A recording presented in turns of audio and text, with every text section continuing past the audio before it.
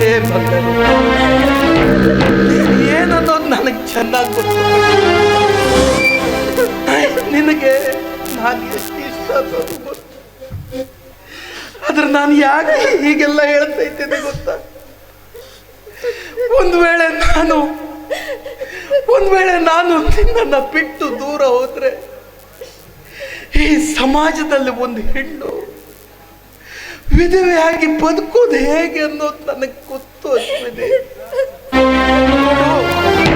ಇಲ್ಲ ಸಲ್ಲದ ಮಾತನಾಡಿ ಆಸೆಗೊಳಿಸ್ಕೊಡ್ಬೇಡ.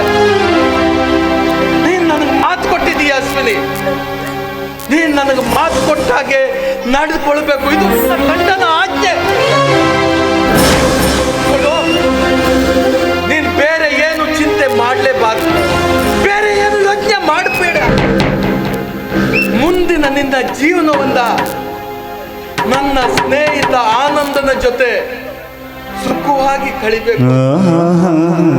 ಇದೇ ನಿನ್ನ ಗಂಡನ ಆಜ್ಞೆ. ಏನಾದ್ರೂ ಈ ಮಾತನ್ನ ತಿರಸ್ಕರಿಸಿದ್ರೆ ನನ್ನ ಆತ್ಮಕ್ಕೆ ಶಾಂತಿ ಸಿಗೋದಿಲ್ಲ. ನೀನ್ ನನ್ನ ಮಾತ